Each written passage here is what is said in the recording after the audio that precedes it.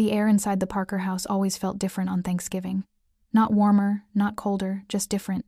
Thicker, as though the walls themselves were holding their breath, waiting for the first spark to fly. And in my family, sparks were never in short supply. I arrived a little after 5, the sky already dark above Seattle, the November rain misting the windshield in a thin silver sheet. The house glowed with strings of soft lights that Mom always insisted on hanging every year. "Warm lighting makes people kinder," she used to say. I often wondered if that was only wishful thinking. The moment I stepped inside, the familiar scent hit me first: rosemary, butter, the faint sweetness of Mom's cornbread. The sounds came next, the clatter of dishes, the muffled laughter from the living room, Hannah's voice ringing bright above the rest, like a bell polished to perfection. I paused at the doorway. I always did. There was something about stepping into that house that made me feel like I was stepping back into a version of myself I no longer fit into, too tight, too small, like a coat I should have outgrown years ago. "Emily, you're here." Dad appeared first, wiping his hands on a kitchen towel. He smiled, genuine, tired, soft around the edges, but there was something in his eyes that flickered, like a candle struggling against the wind.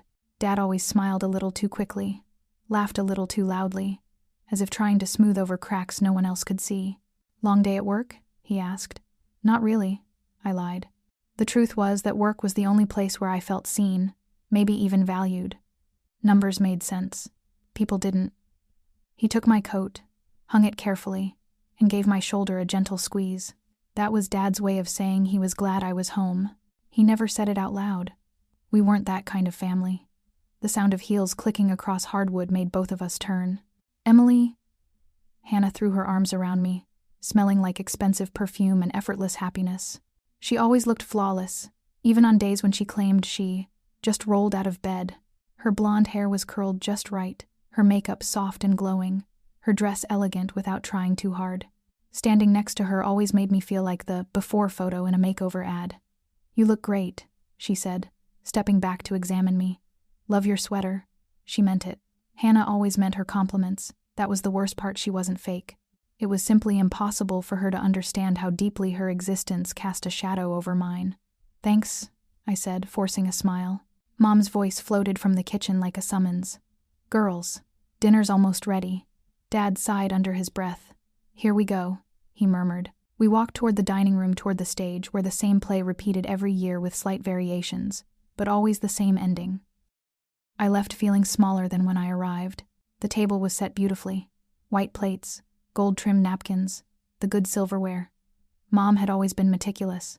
Presentation mattered to her more than anything. More than comfort. More than honesty. She looked up as we entered, her auburn hair pinned neatly, her apron spotless despite hours of cooking. "There you are," she said, smiling at Hannah before glancing at me with something that wasn't quite a frown but wasn't warm either. "Emily, you're late." "It's 5:12, I replied. "Dinner was at 5. She said it lightly, but I felt the sting anyway. I didn't bother arguing. In this house, I was always a few minutes too late, a few points too short, a few steps behind. We took our seats, Dad at the head, Mom at the other end, Hannah beside her husband Mark, and me beside an empty chair that had once been meant for someone I thought would stay in my life. He didn't. Mom started passing dishes around. Turkey, mashed potatoes, glazed carrots. The conversation flowed easily at first. Hannah talked about her job as a communications director for a private tech company. Mark talked about his recent promotion. Mom beamed proudly, interrupting occasionally to add details Hannah had forgotten. "And Emily?" Mom asked after a while, with the same tone someone might use when inquiring about a neighbor's dog. "How's your accounting?" "It's good," I said. Dad immediately jumped in. "She's been working really hard. They gave her a new project." Mom waved a dismissive hand. "That's nice, dear." Nice. Not impressive. Not wonderful. Not worth discussing. Just nice. I stared at my plate. The truth was, I wasn't jealous of Hannah. Not really. I just wanted a fraction of the pride Mom handed to her so easily, so naturally, like it didn't cost anything. Dinner went on. The room grew warmer. The wine glasses emptied and refilled. Mom's cheeks flushed. Her laugh grew louder. And then came the moment. Hannah was telling a story about her latest presentation at work. something about securing a major contract. She was animated, radiant, glowing from praise and accomplishment. Mom reached across the table, took Hannah's hand, and smiled with the soft tenderness of a mother in a photograph. "That's my girl," she said proudly. Then her eyes shifted to me, and everything changed. "You know," she added, swirling the last of her wine, "your sister is twice the woman you'll ever be." Silence fell, a horrible, stretching silence that wrapped around my chest like a fist. I felt my throat tighten. My hands went cold. The room spun slightly. Hannah froze mid-smile. Mark coughed awkwardly. Dad's fork clattered against his plate. But Mom just sat there, sipping wine, completely unaware of the nuclear bomb she had just dropped. Maybe she knew. Maybe she didn't care. I inhaled slowly, deliberately. The anger rose, but not hot, not wild, cold, controlled. Years of swallowing my pride, biting my tongue, forcing myself to endure. They all condensed into a single point of clarity. I set down my fork. "Wonderful," I said calmly, each syllable sharp as polished glass. "Then she can give back the $80,000 I spent on her wedding." Dad choked on his drink. Mark's jaw dropped. Hannah's eyes widened with horror. Mom's wineglass froze halfway to her lips. The silence that followed wasn't just awkward. It was catastrophic. The air felt electric, flammable. Mom finally found her voice. "What did you just—" But I was already standing. I placed my napkin beside my plate with steady hands. "I think I'm done here." Dad reached out as if to stop me, his voice cracking. "Emily, wait." But I didn't. I walked toward the front door, each step echoing through the house like the sound of something ending, something breaking. Outside, the cold air hit me like a wave, sharp, clean, real.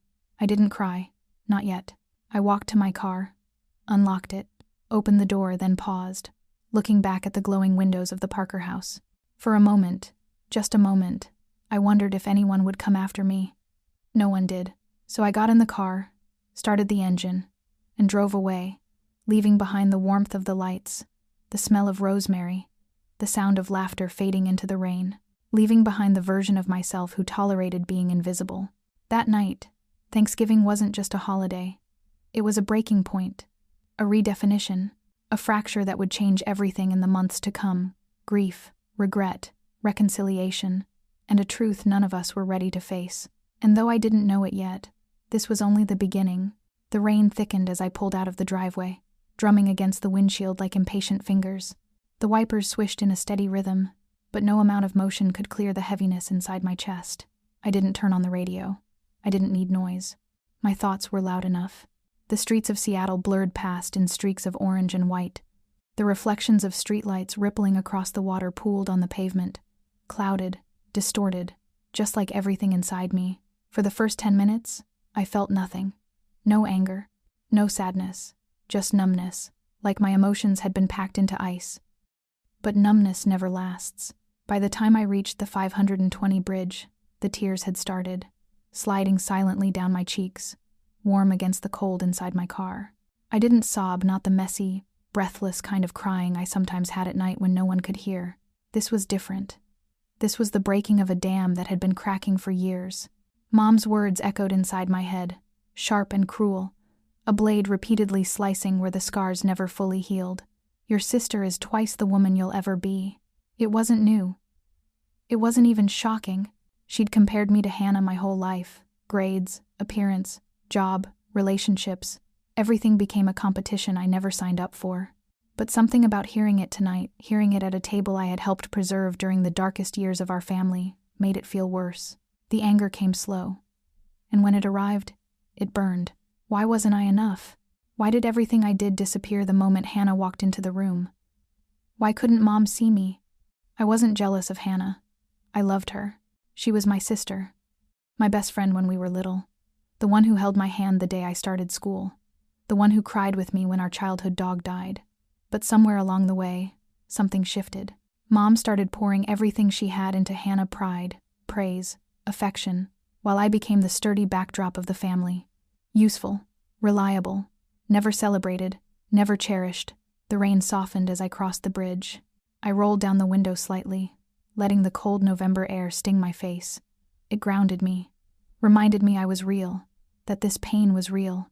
By the time I pulled up to Lake Union, the city felt quieter. The water lay still, dark and endless under the cloudy sky, reflecting faint glimmers from the skyscrapers on the opposite shore. I parked the car and stepped out. The air icy enough to bite. The wind hit me immediately, whipping my hair across my face. I wrapped my coat tighter and walked toward the water. A couple passed by, holding hands, their laughter carrying lightly over the wind. I turned away, feeling that familiar ache rise in my stomach, the ache of wanting something that always felt out of reach. I sat on a bench overlooking the lake.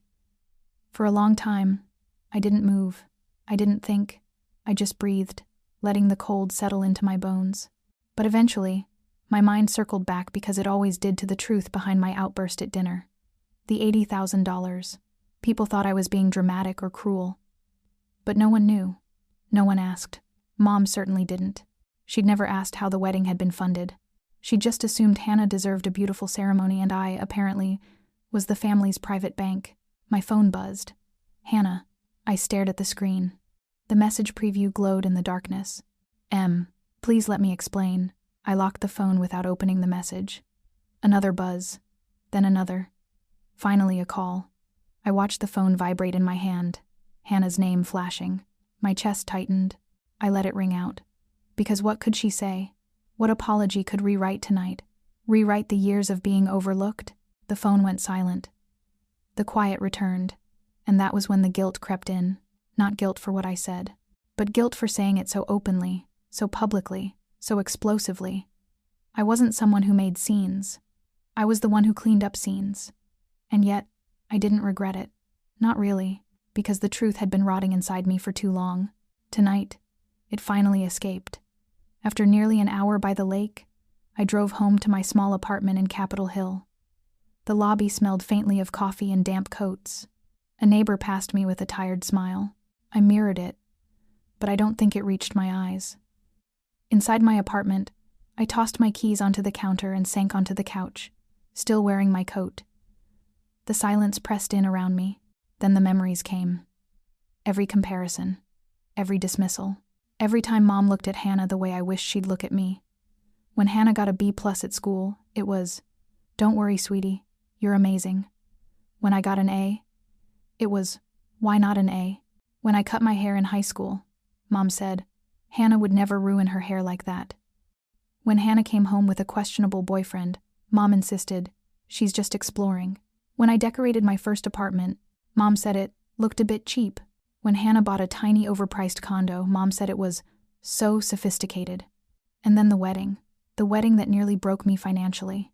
I hadn't planned to pay for most of it, but then Dad lost his job, and Mom's medical bills piled up after her first health scare. Hannah and Mark were young, struggling, hopeful, and so in love. They wanted a simple ceremony, something small, something humble. Mom refused. "My daughter deserves a real wedding," she said, and since no one else could afford it, real meant me. I took extra shifts. I drained my savings. I postponed graduate school. I canceled a trip I'd been planning for years. And none of them knew. Not really, Dad suspected. Hannah didn't want to believe it. Mom never asked. I rubbed my temples as the memories cascaded. I thought of the wedding day, Hannah glowing, Mom crying tears of joy, Dad looking proud even though I knew he felt guilty. And me? I was exhausted, wearing a forced smile, pretending I wasn't collapsing under the weight of debt. A knock at my door jolted me out of the memory. I hesitated before opening it. Dad stood there. His hair was damp from the rain, his glasses fogged slightly, his shoulders hunched in a way that made him look older, frailer. "Hi, sweetheart," he said gently. My throat tightened. "Dad, what are you doing here? Can I come in?" I nodded. He stepped inside, shaking off his coat. His eyes scanned the apartment, the small couch, the coffee table covered in receipts and paperwork, the half-eaten leftovers from the night before. His expression crumpled with something like heartbreak. "I'm sorry," he said quietly. And suddenly everything inside me broke. "Dad." My voice cracked. "Why would she say that? Why does she always—" "I don't know," he whispered. "I don't know why she treats you the way she does. But I want you to know something." He took my hands. "You are not less. You never were." Hot tears spilled down my cheeks. Dad pulled me into a hug, his arms strong and trembling. I'm proud of you, he murmured. More than you'll ever know. I cried harder, my fists gripping his shirt. Years of pain, years of silence, years of pretending I didn't care, they all poured out. I'm sorry, I said. I shouldn't have said it like that. No, he cut in. You said what needed to be said. It's about time someone stood up for you. I pulled back, searching his eyes. Did Mom send you? He shook his head.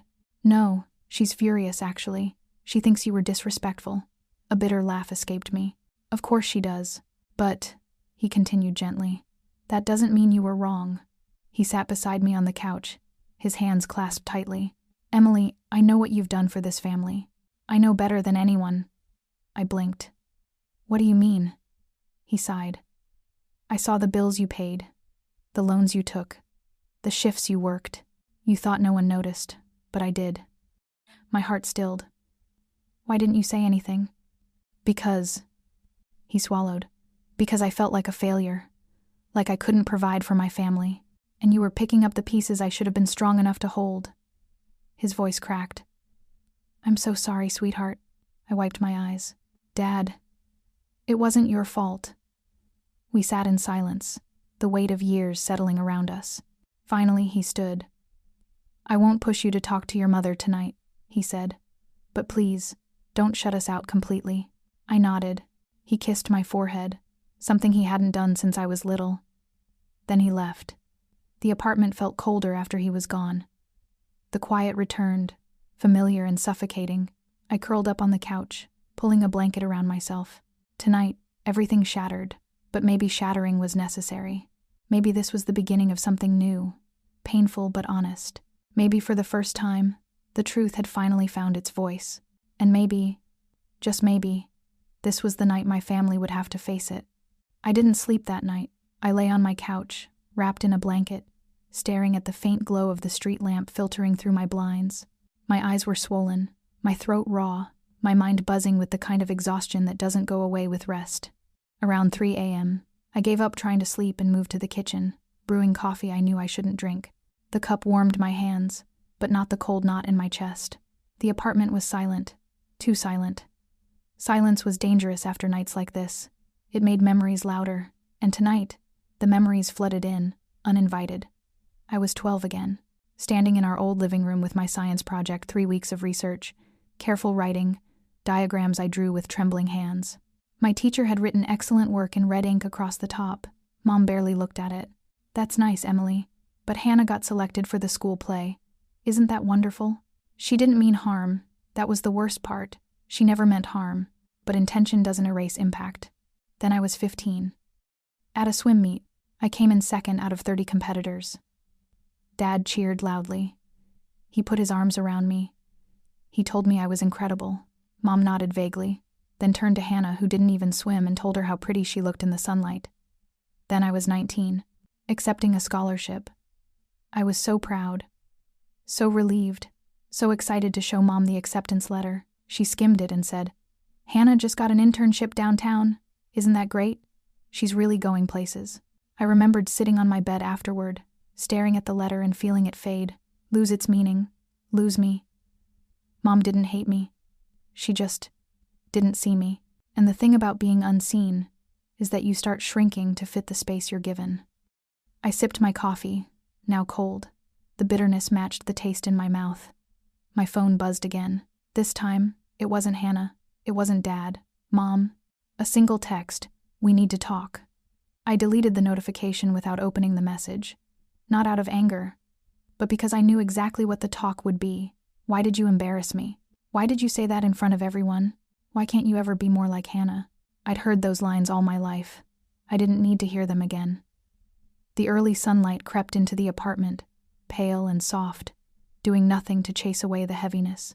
I took a long shower and dressed slowly, deliberately, as though rushing might shatter something inside me. On the way to work, the city looked washed out. Cars moved through the haze. People hurried with coffee cups, unaware of the storms other people carried. I reached my office, an accounting firm on the 18th floor of a glass building overlooking the water. It had always been a place of refuge, order, logic, predictability. Numbers didn't judge. Numbers didn't compare. Numbers didn't love one child more than another. I sat at my desk, opened my laptop, and tried to lose myself in spreadsheets. But the truth has a way of crawling through cracks. By noon, I had reread the same email 5 times, and still couldn't focus. I pushed away from my desk, aching for air. When I reached the break room, a coworker named Ellie was making tea. She was one of the few people at work who didn't drain me. Sweet, soft-spoken, observant. "You okay?" she asked, studying my face. I blinked. "Is it that obvious?" She hesitated. "You look like someone who spent the night thinking instead of sleeping." A humorless laugh escaped me. "That's accurate." "Family stuff?" I froze. Ellie nodded knowingly. "I get it. Holidays bring out the best and absolute worst in people." I leaned against the counter, fingers tightening around my mug. "It's complicated," I said. "It always is," she replied softly. "Sometimes the people who hurt us the most are the ones who are supposed to love us the most." Her words hit too close. I swallowed. "Do you ever feel like, no matter what you do, it's never good enough?" Ellie's eyes softened. "All the time." And suddenly, I wasn't alone. We talked longer than I intended, and for a fleeting moment, I felt lighter, not fixed, but understood. Back at my desk, I tried again to work, but the clarity didn't return. Finally, around 4 p.m., I gave in and gathered my things. As I walked toward the elevator, my phone buzzed. Hannah again. This time, she sent a long message. I didn't open it. Her name alone made my stomach knot. But I didn't delete it either. Halfway home, another message arrived. From Dad. "Please talk to your sister. She's really upset and wants to make things right." I exhaled shakily. I wanted to make things right too. I loved Hannah. I always had. I just didn't know how to bridge the chasm between us without losing myself again. When I got home, the apartment felt smaller, too quiet. I turned on the lights and sat on the edge of my bed, the day's weight settling over me. After several deep breaths, I picked up my phone and opened Hannah's message. It began with, I didn't know. I swear I didn't know. And something inside me cracked. The message continued. "I didn't know how much you paid. I didn't know how much you sacrificed. I didn't know Mom said that to you. I didn't know she's been saying things like that your whole life." More tears blurred the words. "I never wanted you to feel smaller. I never wanted to hurt you. You've always been stronger than me, Em. You've always been the one I looked up to." I covered my mouth with my hand, the sob catching in my throat. "Please talk to me. Please don't shut me out. I love you." I closed my eyes. For the first time since last night, something warm flickered inside me. Not forgiveness, not yet, but understanding. I texted back, "Come over tomorrow." Her reply was instant. "I'll be there." I set my phone down and inhaled deeply, letting the tightness in my chest ease a little, but that brief calm didn't last.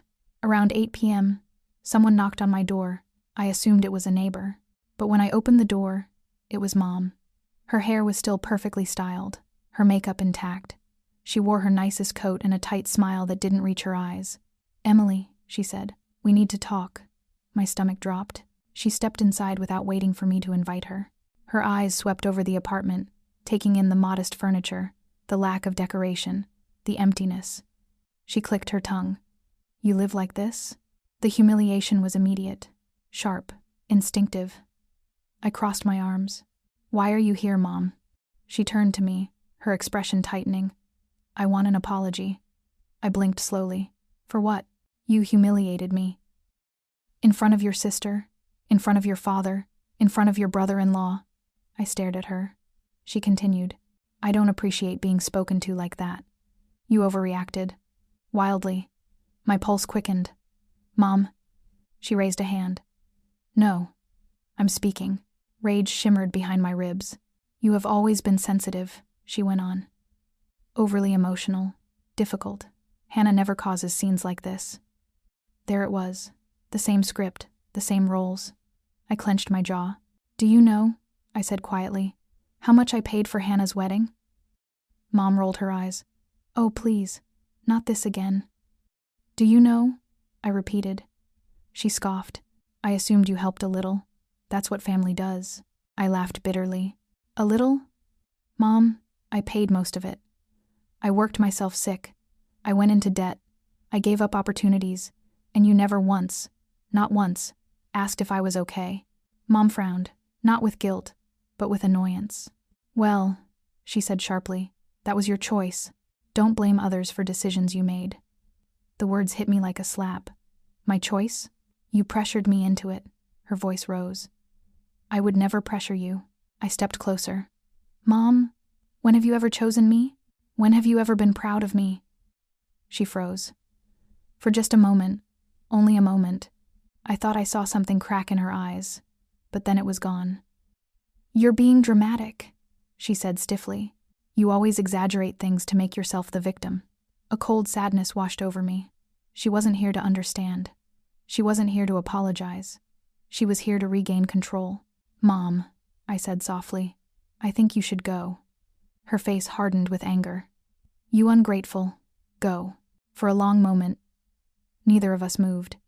Then she grabbed her purse, huffed loudly, and stormed out the door. I locked it behind her and collapsed onto the floor, shaking. I didn't cry. Not this time. Something else had taken the place of tears. Something quieter, heavier. Grief. Not grief for what happened tonight, but grief for what would never happen. For the mother I would never have.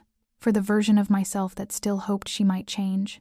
Mom didn't contact me for 2 days. Not a single call. Not a single text. Not even one of her infamous guilt-filled voicemails. Silence from her was rare, unnatural, even unsettling, but I didn't reach out either. I needed distance. I needed breath. Hannah, on the other hand, messaged me every few hours. I'm sorry. Please let me come over. I love you. Are you okay?" Her words were gentle, warm, persistent like sunlight leaking under a locked door. I wasn't ready to open the door yet. But I didn't shut it completely either. On Sunday morning, I finally typed back, "Come over at 10. I spent the hour before she arrived cleaning the apartment, not because I cared how it looked, but because the act of cleaning kept my hands busy, kept my mind from spiraling. At exactly 10, a soft knock sounded at my door. I opened it to find Hannah standing there, her eyes already red, her hair pulled back in a messy ponytail that made her look younger, like the version of her I used to share a bunk bed with. She whispered. I stepped aside to let her in. She didn't sit immediately. She hovered awkwardly near the couch, twisting her hands. Finally, she asked, "Can I hug you?" I nodded. She wrapped her arms around me, and for a moment I was 8 again, hugging my big sister after scraping my knee, her telling me it would be okay. But this time, she was the one trembling. When we pulled apart, she wiped her cheeks with the sleeve of her sweater. "Emily, I need you to know something," she said, voice shaking. "I didn't know.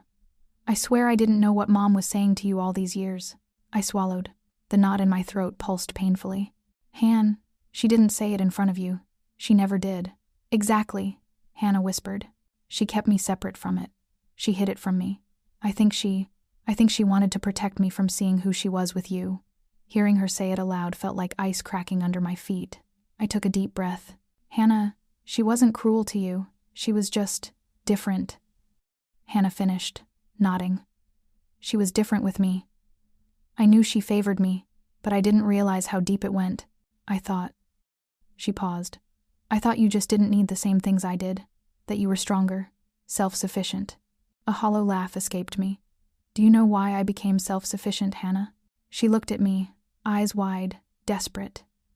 I answered quietly, "Because nobody came when I cried." The words stunned her. She inhaled sharply, covering her mouth as more tears spilled. "Oh God," she whispered. "Emily, I'm so sorry." I didn't reply. Not because I didn't forgive her, but because forgiveness wasn't the point. The point was that we finally saw the same truth. We sat on the couch, facing each other, knees touching. After a long silence, Hannah said softly, "Tell me everything. Please, tell me what I missed." And so I did. I told her about the science fair, the swim meet, the scholarship, the apartment, the way Mom dismissed my achievements like they were footnotes in someone else's story. I told her about the wedding, the debt, the exhaustion, the nights I cried alone after double shifts. Hannah listened without interrupting, her face twisting with grief, guilt, and love all tangled together. When I finished, she whispered, "I wish I could rewrite everything." "You can't," I said gently, "and it's not your fault." "But I should have known," she said. "I should have seen it." "You weren't meant to see it," I replied. She didn't want you to. Hannah exhaled shakily. I don't want to lose you, Em. You're not losing me, I said, surprising myself with the certainty in my voice. I've always loved you. I just couldn't keep pretending everything was okay. She nodded, wiping her eyes. Then let me help you now. Let me be your sister the way I should have been. I smiled faintly. It wasn't fixed, but it was a beginning. We talked for hours. About childhood, about adulthood, about love and pain, and all the things we never said because we never had the space to say them. At one point, she hesitated, then asked quietly, Are you angry at me? The answer came naturally. No, I said. I'm hurt, but not angry. The anger wasn't yours. Her shoulders sagged with relief. Then her expression shifted, hesitant, nervous. Emily, Mom isn't doing well. I froze. What do you mean? Hannah swallowed. She's been sick, for months. She just didn't tell anyone except Dad. My blood turned cold. What kind of sick? Hannah looked down at her hands. She's been having episodes. Fatigue, pain, lumps. A crushing heaviness filled my chest. And she didn't go to the doctor? I asked, my voice sharp, almost panicked. She did, Hannah whispered, but she hasn't told us the results yet. Dad thinks she's waiting for the right moment. Waiting for the right moment. The same woman who had always insisted everything was fine even when the house was burning down. I pressed my hands to my temples. Jesus, Hannah, I know, she whispered. I know it's complicated. I know you're hurt. I know she hurt you. But I think something is really wrong. A hollow ringing filled my ears. I wasn't ready for this. I wasn't ready for compassion. I wasn't ready for grief on top of grief. Hannah reached out, gripping my hand. Emily, you don't have to forgive her. You don't have to fix anything. But you should know what's coming. What's coming? I asked. She hesitated. Then she whispered the words that struck like a blade. Dad thinks it might be cancer. The room tilted. The air thinned. I stared at my sister, my heart pounding so loudly it drowned out everything else. Cancer. The word I had feared since her first health scare years ago. The word we never said aloud. My chest tightened. Hannah squeezed my hand. Please don't shut down. Not now. But I already was. My walls rose instinctively, painfully, like armor forged from childhood wounds.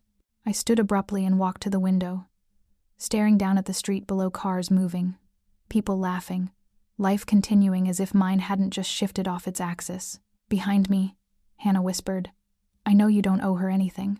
I know she never gave you what you deserved. But please, Emily, don't walk away yet. The tears came slowly, silently, not from anger, not from betrayal, not even from grief, but from fear. Fear of losing the mother I never really had. Fear of facing a truth I never wanted. Fear of being pulled back into a family role I had spent my whole life trying to escape. I wiped my eyes and turned back to Hannah. Hannah, I whispered, what do we do? She stood and wrapped her arms around me. We face it, she said softly. Together, this time. No more secrets, no more pretending. For the first time in years, I held my sister without feeling overshadowed. We stayed like that for a long moment, 2 daughters bracing for a storm, 2 sisters finding each other in the ruins, 2 women carrying the weight of a mother who was both home and heartbreak. When Hannah finally left, the apartment felt quiet, not empty, but thoughtful. I sat alone on the couch, the sunlight fading into a soft orange glow. Mom was sick. Truly sick. The kind of sick that didn't go away with sleep or medicine or denial. And despite everything, the years of criticism, the dismissal, the pain, I felt something stir inside me. Not forgiveness, not love, but something fragile, something human, something like hope wrapped in grief. I wasn't ready. I wasn't prepared. But life doesn't wait for readiness. And the storm was coming. Hannah left my apartment just before sunset, and for a long time after she walked out the door, I stood there motionless, staring at the space she had occupied minutes earlier. Her words, Dad thinks it might be cancer, echoed inside my head like a bell tolling far too close. Cancer. I'd always known it was a possibility. Mom's first health scare years ago had been a warning, a crack in the armor she wore so proudly. But she recovered quickly, convinced that her body was invincible, that she was invincible. But no one is invincible. Not even mothers. Not even the ones who pretend to be made of steel.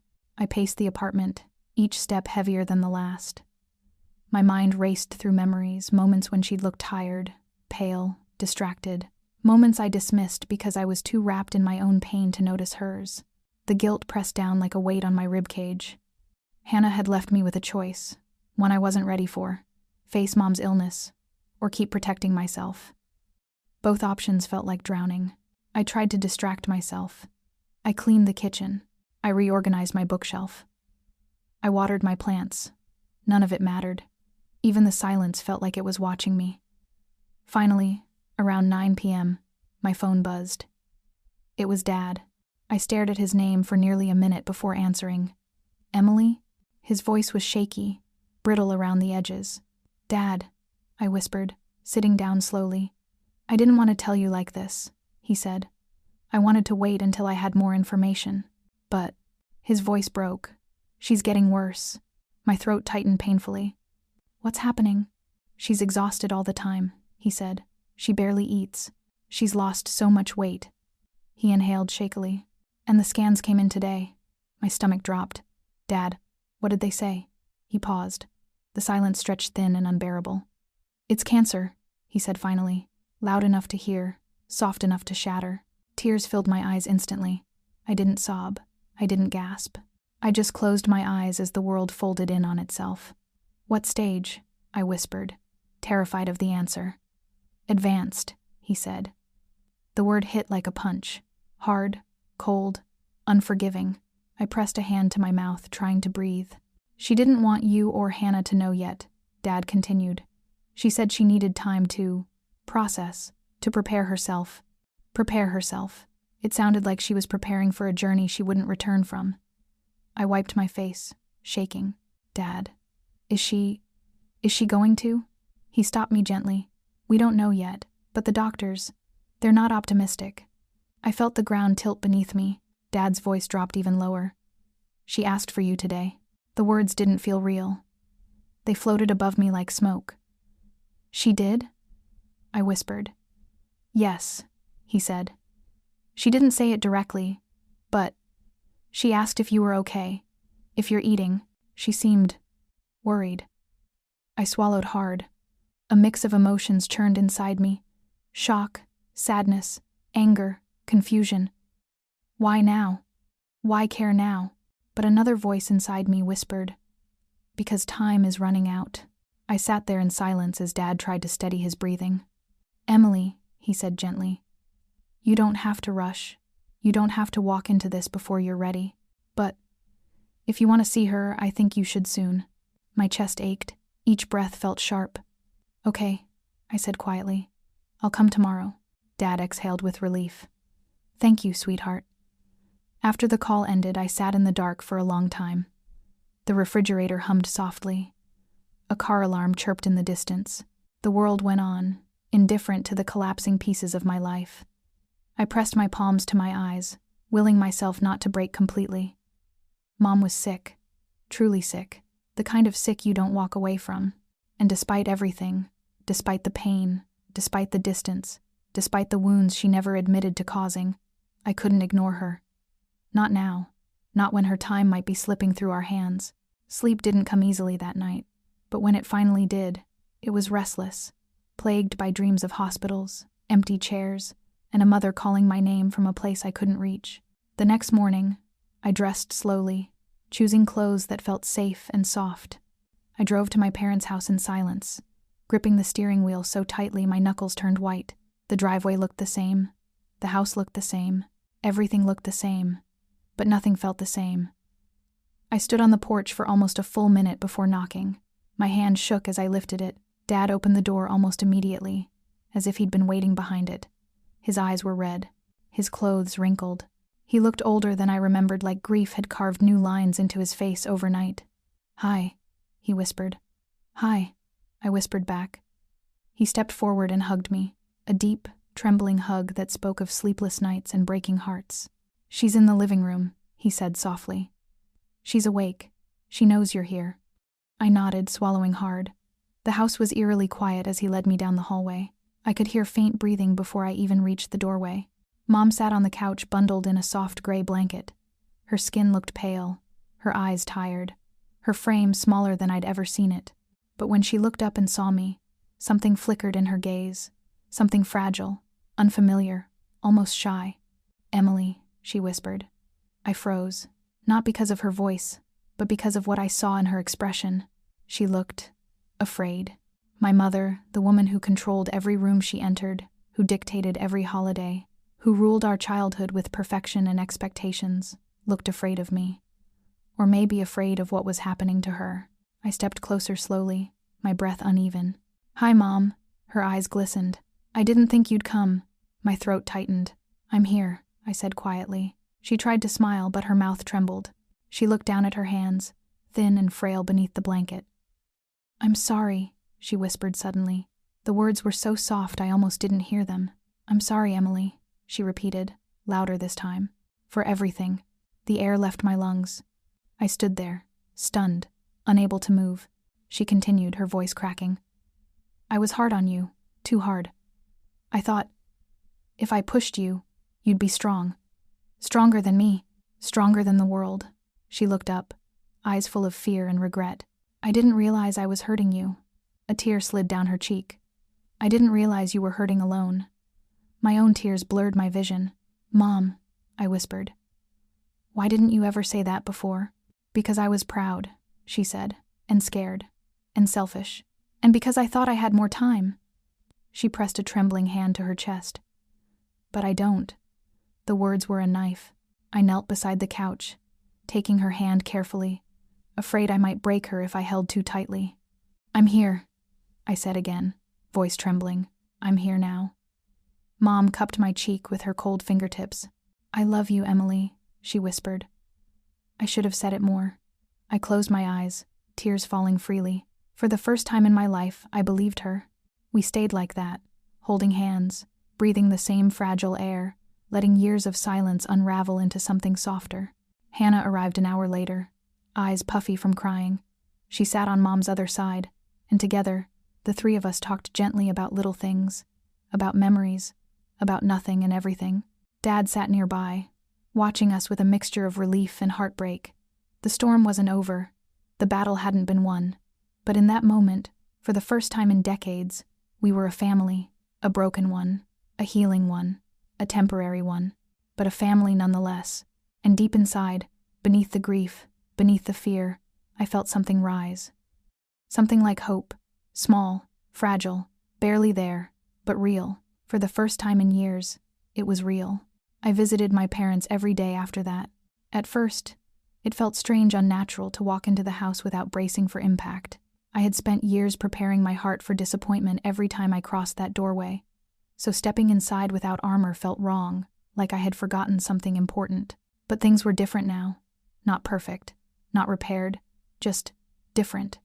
Mom was softer, Dad was fragile, Hannah was determined, and I was somewhere in between, balancing guilt, resentment, hope, and grief like plates spinning on shaking sticks. Mom's diagnosis changed everything. Doctors confirmed what Dad had already hinted. Late-stage cancer, aggressive, spreading. They recommended treatment, but the prognosis was grim. "She may have months," Dad said quietly one afternoon, "but we're hoping for more." More.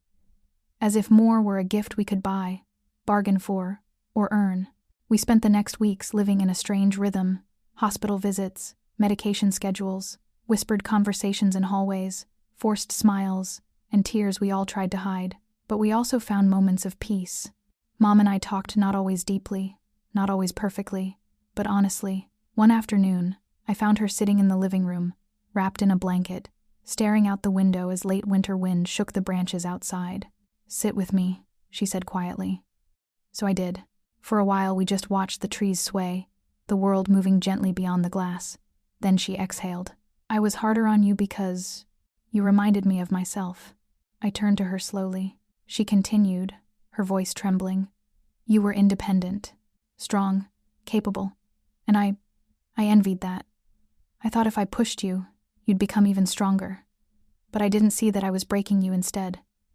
Tears gathered in her eyes, soft and slow. "I didn't love you less, Emily. I just didn't know how to love you right." My breath hitched. She reached for my hand, weak, shaking. Don't let my mistakes define your future, she whispered. Don't let my voice stay louder than your own. I didn't know I was crying until she brushed a tear off my cheek.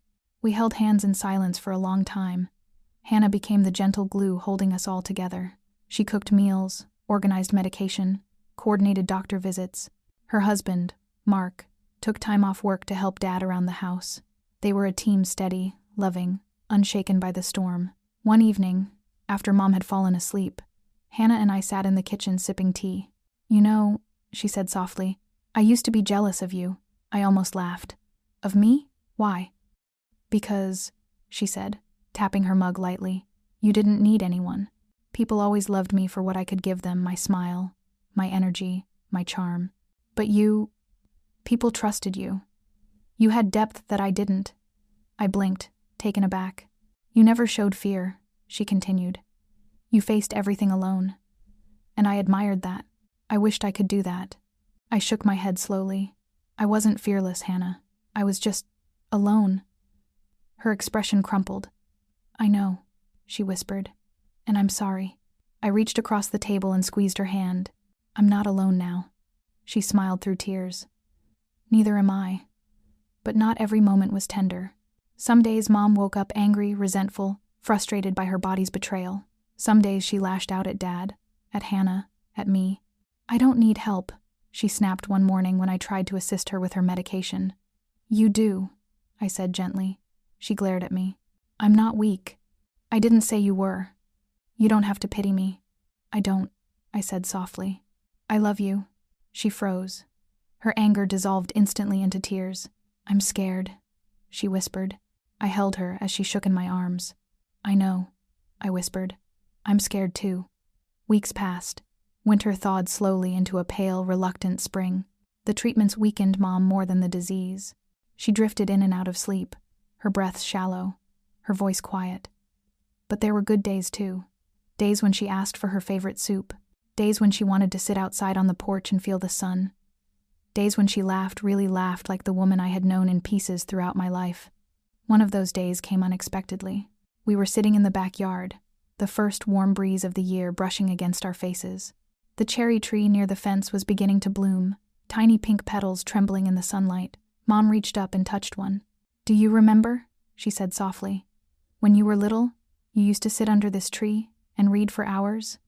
I smiled. I do. You always loved stories, she said. You were always searching for something, bigger than this house, bigger than us. Her voice softened even more. I should have encouraged that. I should have told you to chase every dream you had. I'm sorry I didn't. A lump formed in my throat. You can't rewrite the past, I whispered. No, she said, but maybe I can soften it. She took my hand. Thank you for coming back to me, she whispered. I rested my head on her shoulder. Thank you for letting me. We stayed like that for a long time, listening to the wind rustle the branches, watching petals fall like soft confetti. If I had known how few moments we had left, I would have held on to it harder. Mom declined faster after that. The nights grew longer. Her breathing grew harsher, her hands colder. We rotated shifts. Hannah during the day, me in the evenings, Dad the restless vigil keeper at night. One night, as I sat beside her bed, she opened her eyes and whispered, Emily? I'm here, I said quickly, leaning forward. She stared at me with a clarity I hadn't seen in weeks. Promise me something. Anything. Her lips trembled. Don't let this break you. My breath caught. You are stronger than you think, she whispered. But you don't have to be strong alone. She exhaled shakily. I should have told you that years ago. I squeezed her hand. It's okay, Mom. No, she said softly. It's not. But I'm grateful you're here. Her eyes closed slowly. I held her hand until she fell asleep. Then I cried, quietly, helplessly, into the soft fabric of her blanket. The next morning, she didn't wake up fully. Her breaths were shallow, her skin cold, her pulse faint. The hospice nurse examined her gently, then turned to us with kind eyes. It's time, she said softly. Stay with her. The world seemed to freeze. Dad held Mom's left hand. Hannah held her right. I knelt beside her, one hand on her shoulder, the other intertwined with Dad's. We didn't speak. There was nothing left to say, Only love, grief, regret, and the soft hum of a life inching toward its end. Mom opened her eyes once, just once, and looked at all of us. She smiled. A small, tired, beautiful smile. And then, her fingers loosened, her chest stilled, her body sank into stillness. The hum of the machine flattened into silence. Just like that. Just like a candle blown out. Mom was gone. Dad broke first. He bowed his head and sobbed, shoulders shaking violently. Hannah held him, crying into his shirt. And me? I didn't cry. Not immediately.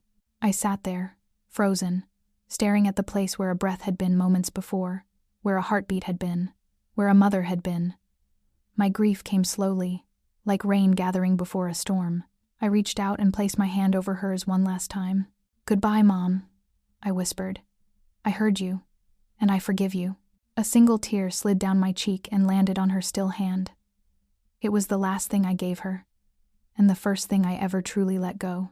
The day after Mom died, the house felt hollow, not empty, hollow, like it was a shell that still remembered being full. People came and went, offering condolences, hugs, and casseroles wrapped in foil. Their voices floated through the rooms like soft ghosts. Some cried, some whispered, some spoke about Mom as if they knew her better than we did. It was all surreal.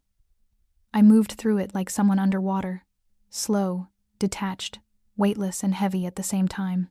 Dad was a shadow of himself. He drifted from room to room, touching objects, Mom's reading glasses, her scarf, her perfume bottle, as if they were portals back to when she was alive. Hannah stayed close to him, guiding him gently, whispering reassurances he barely heard. And me? I watched, listened, remembered, but I couldn't cry, not the way everyone else did. My grief was quieter, deeper, like something buried under layers of sediment, a grief that sat still, waiting for the right moment to crack me open. I escaped to the backyard at one point, breathing in the scent of damp grass and the faint sweetness of the cherry blossoms beginning to bloom. Mom loved that tree. She'd planted it when we were children, insisting it would teach us patience. "It'll bloom when it's ready," she'd say, not a moment earlier. I looked at the blossoming branches and felt my chest tighten. Mom would never see it bloom again. Not this year, not ever. The thought finally forced a tear down my cheek. Just one. But it was enough to loosen something inside me. The evening after her passing, when the last relatives had left and the house settled into uneasy silence, Dad called me into the living room. He held a small wooden box in his hands.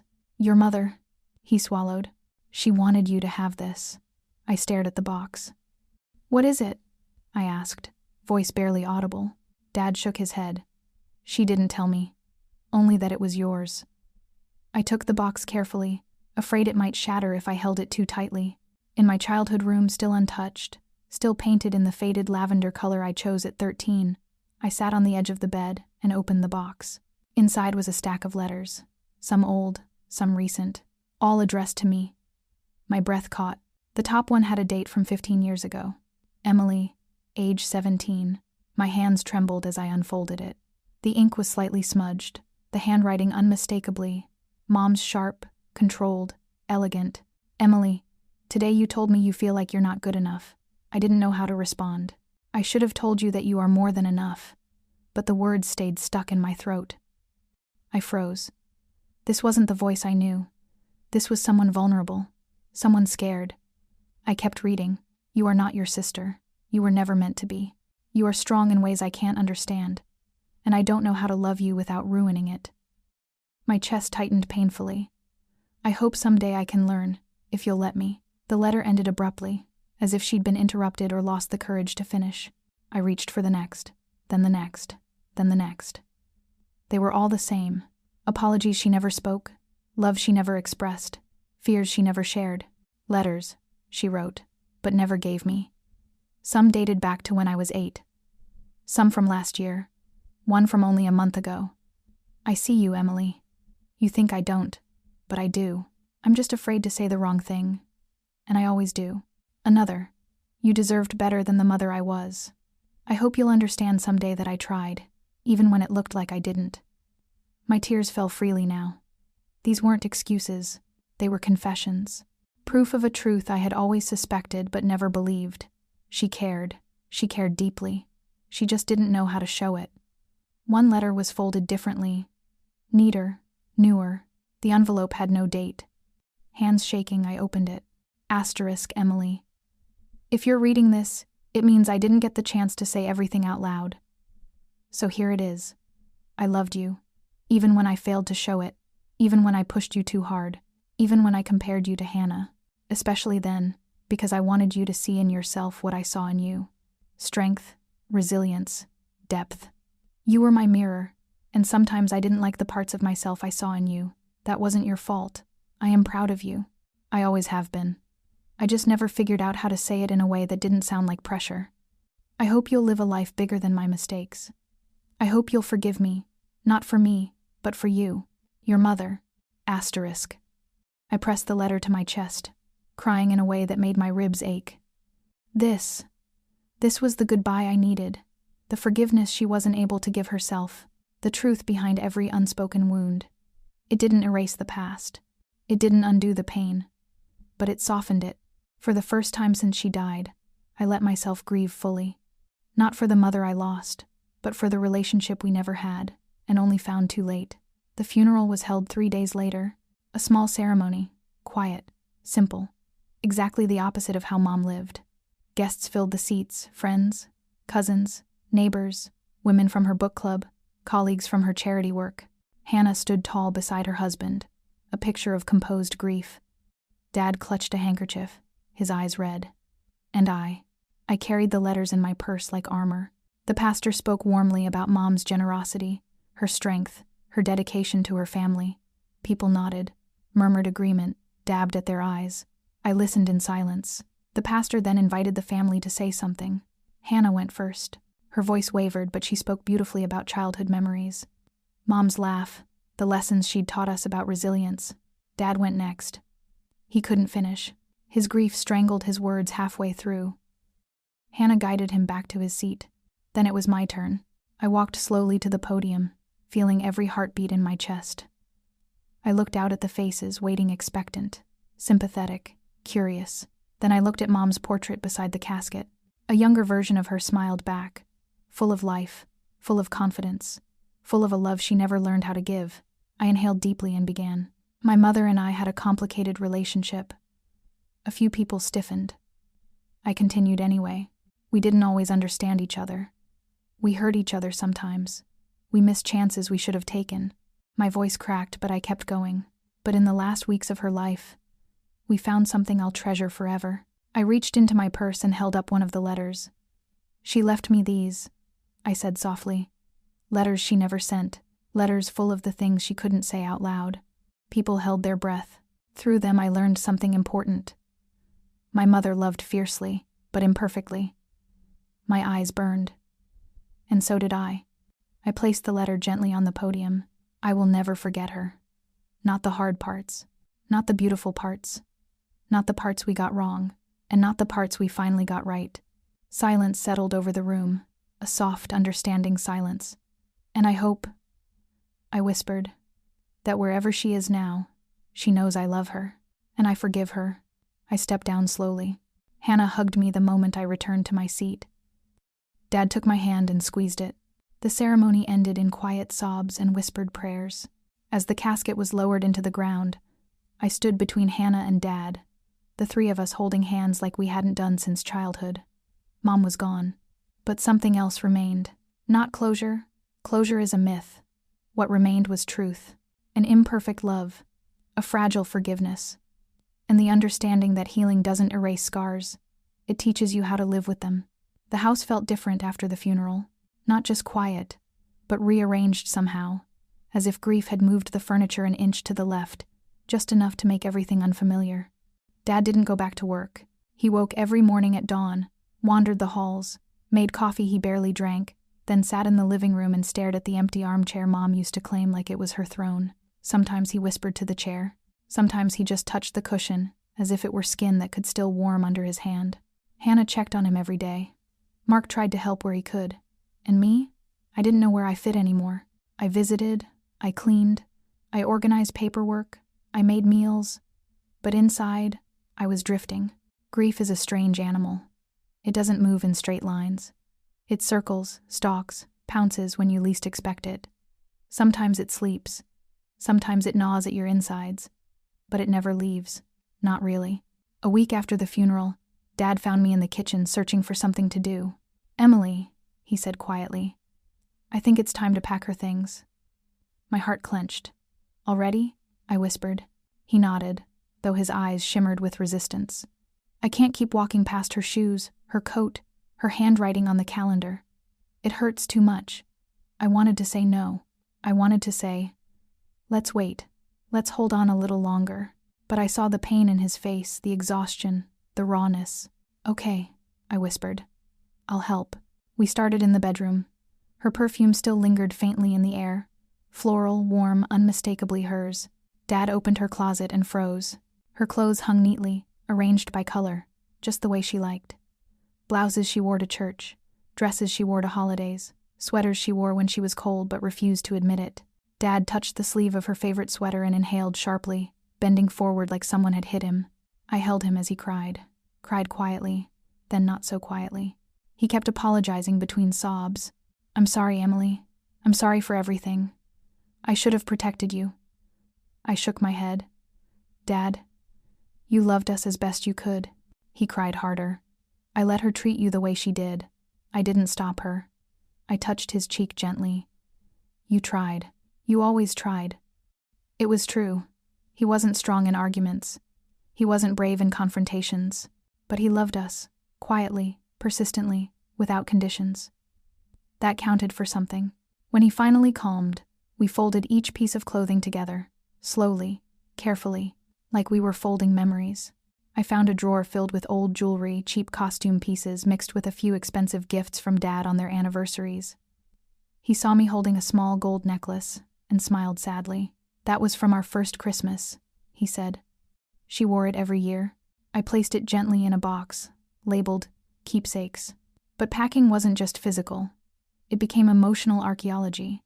In her nightstand we found a dried flower Emily picked at age 6, a movie ticket from her first date with Dad, grocery lists with tiny hearts drawn next to Dad's favorite snacks, a torn page of an old notepad with a single sentence, "I hope Emily forgives me someday."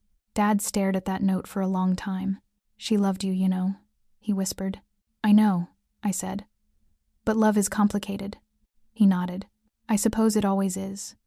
After hours of sorting, packing, crying, and pausing, we reached the top shelf of the closet. Dad brought down an old cardboard box covered in dust. "What's that?" I asked. "No idea," he said, frowning. "She always kept it up there." We opened it together. Inside were dozens of things I hadn't seen in years. My kindergarten drawings, birthday cards I'd made out of construction paper, a lock of my baby hair, photos of me from every age, a journal Mom's handwriting on the cover, Emily's firsts. I froze. Dad opened it carefully. Inside were entries Mom had written, Emily's first word, light. She took her first step. Today fell immediately, laughed, tried again, her first day of school. She didn't cry. I did. Emily lost her first tooth. I cried again. Emily's first heartbreak. She thinks I didn't notice her crying in the kitchen. I did. It hurt. Some pages were smeared, some stained with water. Tears? Maybe hers, maybe mine. Dad placed a hand on my shoulder. "She loved you, Emily," he said softly, "in ways she couldn't say. But she carried you with her, always." I shut the journal and pressed it to my chest. It didn't fix everything, but it softened everything. The days blurred together after that. We packed boxes, we filled donation bags, we found hidden corners of her life, scraps of paper, unfinished knitting, old grocery lists she never completed. But somewhere in the middle of all that grief, something unexpected happened. We laughed. Not big laughs, small ones, fond ones. At the ridiculous hat she bought in 2010. At the sweater she insisted looked trendy but really didn't. At the handwritten note on the fridge from years ago, "Buy milk, buy eggs. Tell Emily to stop worrying so much." Dad smiled at that one through tears. "She always worried," he said. "She just didn't show it well." I smiled too. Neither did I. One afternoon, during a break, Dad sat across from me at the kitchen table. "Emily," he said gently, Promise me something. What is it? Don't disappear. I frowned. What do you mean? You've always been the strong one, he said. But strong doesn't mean invincible. Let us be here for you too. Let someone love you. My eyes burned. Dad. He reached across the table and took my hands. You deserve a life that isn't built around pain. A tear slid down my cheek. I don't know how to do that, I whispered. He squeezed my hands. You'll learn. But healing isn't linear. Some days I woke up with hope, with energy to work, to visit Dad, to talk with Hannah. Other days I couldn't get out of bed. The world looked dim, washed out, muted. Food tasted bland. Music sounded wrong. Time felt heavy. People called these the waves of grief. They felt more like riptides. One night, I broke down in the shower, sliding to the floor as hot water poured over me. I don't know how to do this, I whispered to no one. I don't know how to live without her. It was a strange thought, because I had spent most of my adult life feeling like I lived without her emotionally. But the finality, the permanence, was something else entirely. It hollowed me. Hannah found me sitting in the dark living room later that night, wrapped in a blanket. She sat beside me without speaking. After a long quiet, she whispered, "Do you want to talk?" "No," I said. "But can you just stay?" She nodded. We sat together, breathing, existing, not fixing anything, just being, and that was enough. Sometimes presence is the only medicine. Grief understands. But grief also reveals things hidden too long.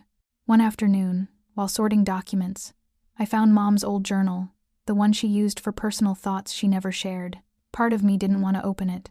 She was gone, her privacy no longer protected, her words no longer her own. But another part of me, the part that still longed to understand her, needed to know. I flipped it open. Her handwriting filled every page strong at first, then shakier and shakier toward the end, page after page of confessions. Her fear of failure, her insecurity around motherhood, her belief that Emily was too much like her guilt over everything she couldn't fix, her regret for the distance she created. But one entry shattered me completely. Emily doesn't know this, but I love her in a way that scares me. She is everything I wanted to be, and everything I failed to be. I hope she becomes better than my mistakes, and I hope she one day knows the truth, that the reason I pushed her was because I believed she could survive anything. I closed the journal slowly. For the first time since she died, I let myself grieve not for what she did wrong, but for the woman she was trying to be, and failing, and trying again, and failing again, just like the rest of us. 1 month after the funeral, spring arrived. The cherry tree bloomed fully, soft pink petals cascading like snowfall. Dad sat under it every morning, coffee in hand, watching the petals drift. One day, he called me over. "Look," he said, pointing at the blossoms. "It's beautiful, isn't it?" I nodded. She would have loved this. He smiled sadly. "She is here, you know. In all of this." I sat beside him, letting the petals land in my hair, my lap, my palms. For the first time since she passed, I felt something open inside me.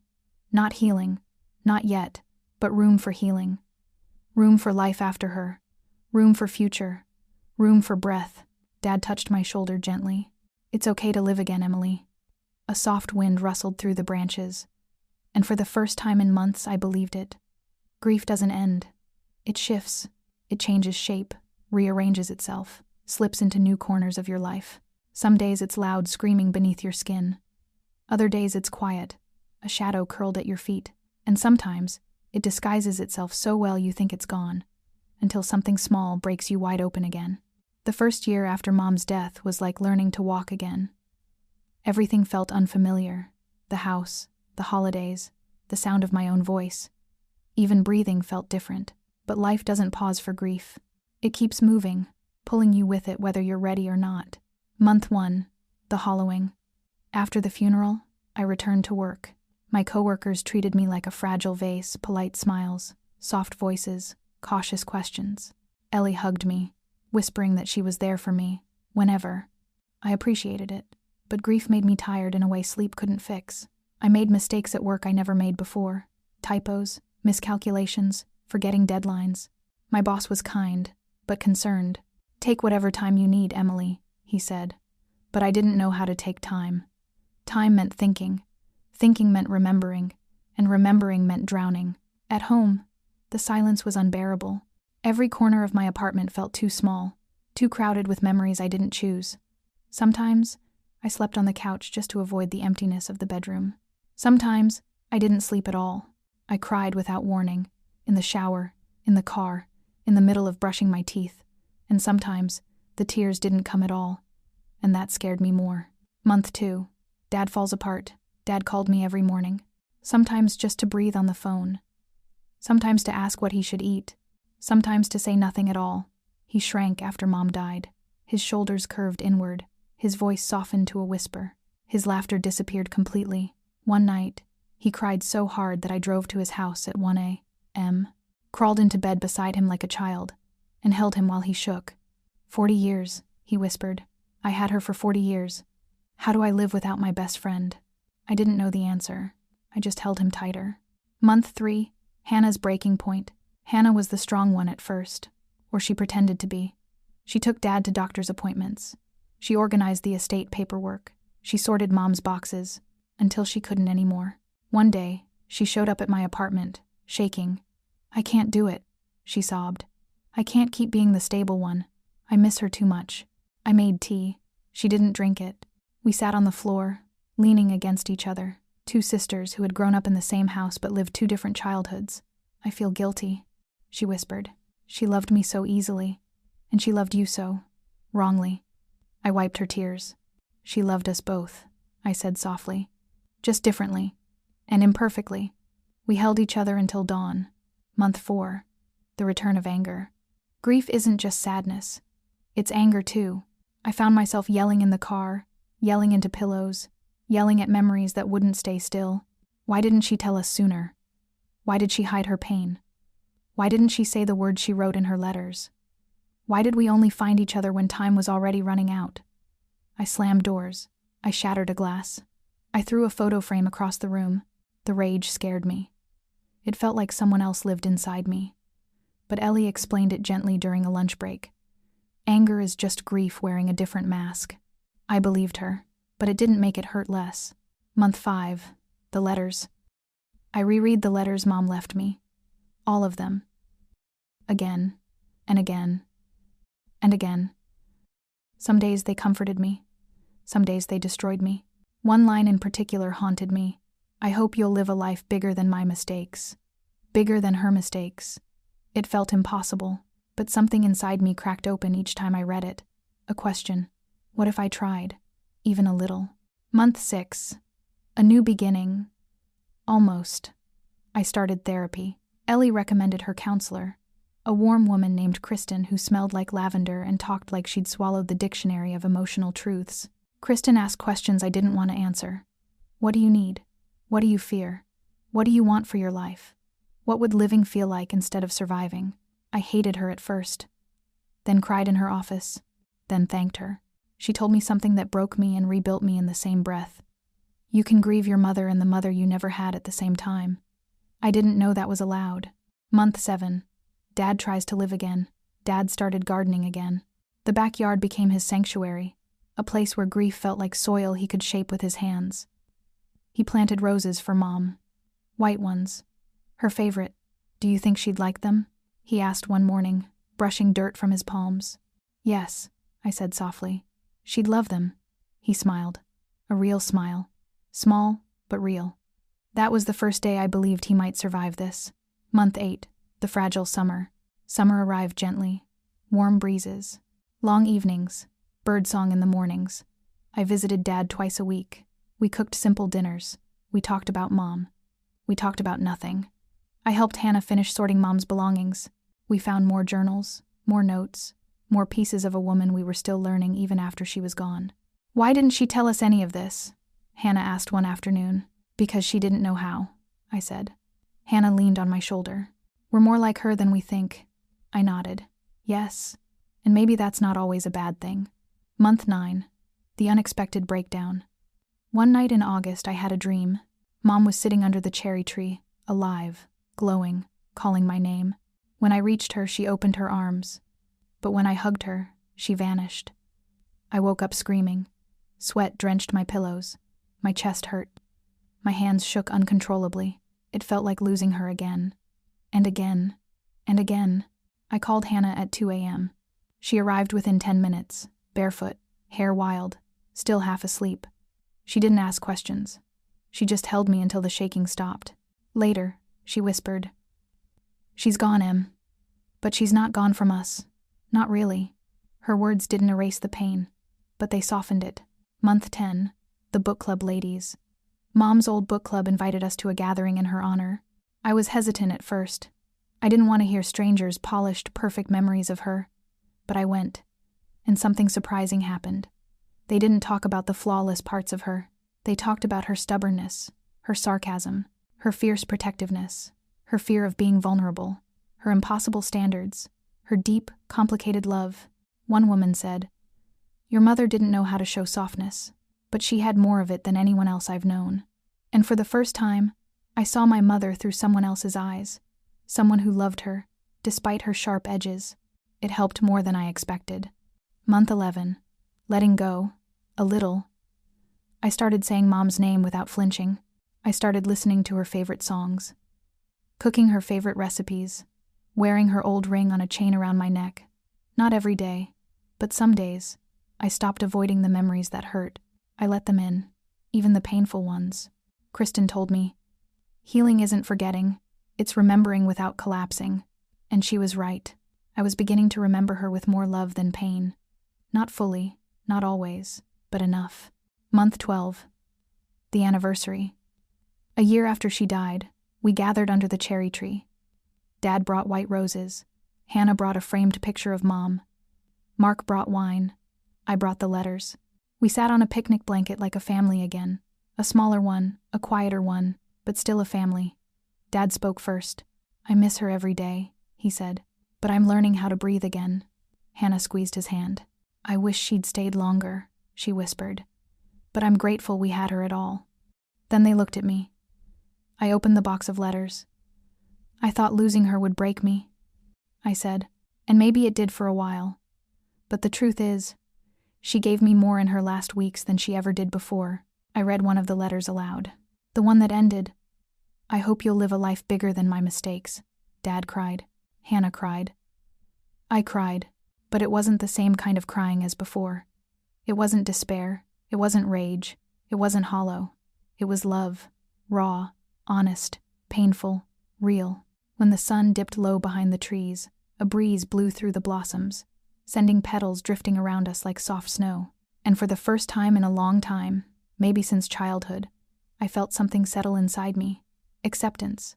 Not of her death, not of the pain, but of the truth. I had loved her.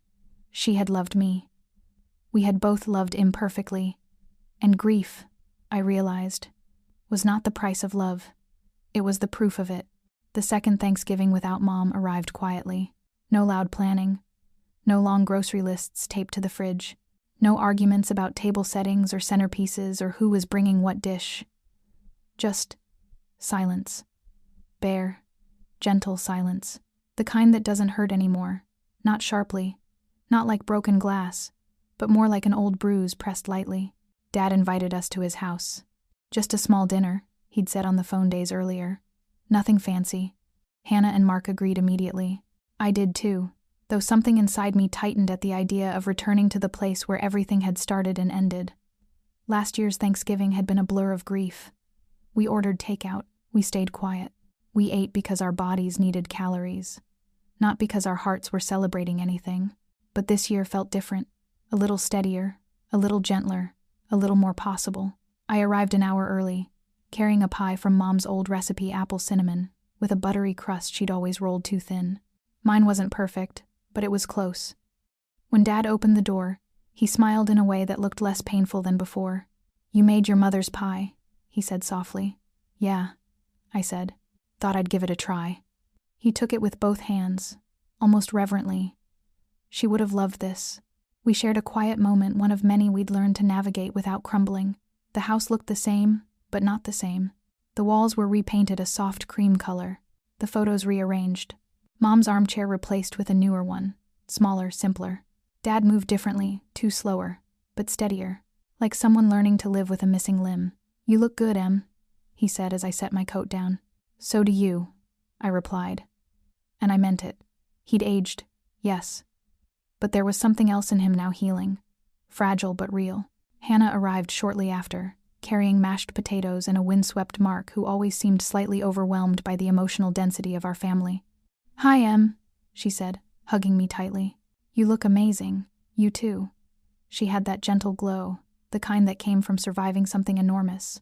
We set the table together, falling into a rhythm that felt natural without being forced. Dad poured wine. Hannah lit candles. I arranged the plates. For a moment, it almost felt like Mom might walk in, adjusting something we'd done wrong, insisting the napkins should be diagonal, or the turkey should be centered just so. The ache rose in my chest, soft, bittersweet, familiar. Not pain, not anymore. Memory. We sat down to eat. No one said a toast immediately. We passed dishes, exchanged polite comments, tasted the food slowly. Finally, Dad cleared his throat. I wanted to say something. We looked at him. His hand trembled slightly as he set his fork down. "This is our second Thanksgiving without her," he said. "And last year, I didn't think I'd survive a second one." He paused, breath-catching. "But I did. Because of you." Tears pricked Hannah's eyes. My throat tightened. "I miss her every day," Dad continued. "But I'm learning that missing her doesn't mean I can't keep living. And I'm grateful, God. I'm so grateful that I don't have to do that alone." He reached out and took both our hands. "Thank you," he whispered. "For staying, for coming back, for not giving up on this family." Hannah squeezed his hand. I squeezed the other. Dad wiped his eyes and laughed softly. "If your mother were here, she'd tell me to stop making a scene." We all laughed. A warm, real laugh that filled the room like sunlight. And for the first time in years, Thanksgiving didn't feel like a battlefield. It felt like a home. After dinner, we moved to the living room. Dad brought out a box, the same wooden box he'd given me months ago. "Do you want to read one?" he asked gently. I nodded. I reached inside and chose a letter at random. It was dated 11 years ago. I unfolded it carefully. "Emily, you came home today with tears in your eyes." I pretended not to notice. I wish I hadn't. I wish I knew how to reach you. But every time I try, the words come out wrong. You are growing into someone extraordinary. Someone brave. Someone I don't deserve. I hope one day you'll see yourself the way I see you. My eyes blurred. I wiped my face, inhaling shakily. Dad whispered, "She loved you." "I know," I replied softly. "I know now." Hannah touched my shoulder. "I'm glad you read it." We sat in silence for a moment, a silence that felt full, not empty, a silence that held love, loss, regret, forgiveness, and the complicated truth of who we were as a family. Later that evening, we stepped outside into the crisp autumn air. The backyard was covered in fallen leaves, gold, rust, amber, and the cherry tree, the tree that witnessed our childhood, our grief, our healing, stood tall, branches bare now, waiting for spring. Dad looked up at it and said, "She's in all of this, isn't she?" "Yeah," I whispered. "She is." Hannah slipped her arm through mine. "We're going to be okay, Em." I nodded. I believed her. Even in grief, even in loss, even in imperfection, we were going to be okay. As the night came to a close and I prepared to leave, Dad hugged me tightly. "I'm proud of you," he said, "for everything, especially for forgiving her." I swallowed hard. "It wasn't easy," I whispered, "but it was worth it." He nodded, his eyes shining. "She loved you the best she knew how." "I know," I said, "and I loved her the best I could." He kissed my forehead. "I think she knew." Driving home, the city lights blurred softly outside my window. Not from tears, from reflection. I thought about Mom, about the girl I had been, the woman I was becoming, the future she'd hoped I'd live, a life bigger than her mistakes, a life not defined by the wounds she left behind, a life shaped by love flawed, late, quiet, complex, but love nonetheless. I parked outside my apartment and stepped out. The air smelled like fir trees and faraway rain, and I realized something. Grief had not left me. It never would. But it had changed. It had become something I could carry, something I could grow from, something I could honor her with, something that reminded me I had loved deeply, and been loved, imperfectly, painfully, beautifully. As I walked toward my door, I whispered into the night, "Thank you, Mom, for everything, even the hard parts, especially the hard parts." The wind shifted gently, brushing past me like a blessing. And for the first time in a long, long time, I felt whole.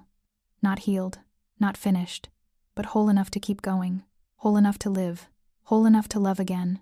The story didn't end with her death. It ended here. Me finally becoming the woman she always believed I could be, the woman